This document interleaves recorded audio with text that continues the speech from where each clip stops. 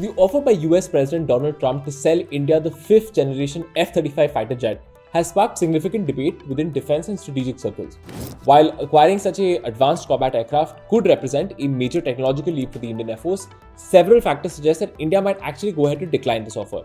Key considerations include operational compatibility, financial constraints, strategic autonomy, and geopolitical implications. So let's decode the key technical and political challenges that India might face if it chooses to buy the F-35. One of the primary challenges of inducting the F-35 into the Indian Air Force is its lack of compatibility with India's current defense infrastructure. Because India's fighter fleet currently consists predominantly of Russian, French, and indigenous aircraft. You're thinking about the Sukhoi M30I, the Rafale, and the Tejas. Moreover, some reports say that integrating the F-35 would necessitate replacing around 80% of the software and hardware currently in use with the IAF, which would pose significant logistical and financial hurdles.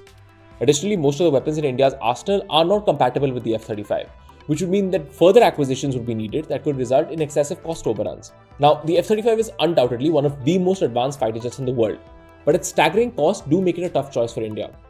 With the price tag exceeding $80 million per jet, and that's before factoring in the sky-high expenses of maintenance, training, and building operational infrastructure, owning and operating these jets could strain India's defense budget.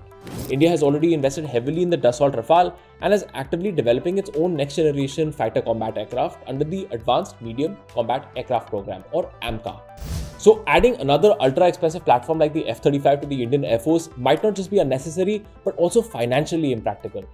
Moreover, the F-35's long-term maintenance costs far exceed those of other modern jets, which would make it an economic challenge to maintain for an Air Force that already needs to maintain a large combat-ready fleet.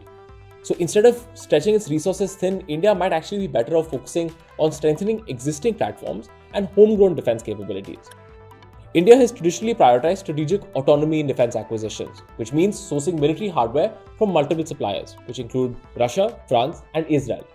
One of the major concerns with purchasing the F-35 is the potential restrictions that the US could impose on its use. So India may require explicit US permissions for deploying the aircraft in certain combat situations, which could undermine its operational independence.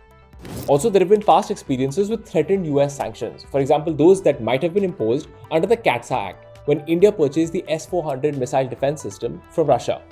So all of this has raised concerns about Washington's long-term reliability as a defense supplier.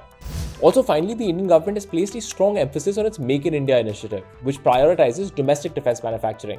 So this includes AMCA and the Tejas fighter jet programs, which are designed to enhance India's self-reliance in combat air production. Further, India's withdrawal from a past program to develop a fighter jet with Russia suggests a clear preference for indigenous development over dependence on foreign technology. Also, India has heavily invested in Rafale jets, which have already proven to be highly effective in combat scenarios. So given the logistic and strategic advantages of expanding its Rafale fleet, rather than integrating an entirely new and complex system like the F-35, India might simply find it more practical to continue with existing platforms.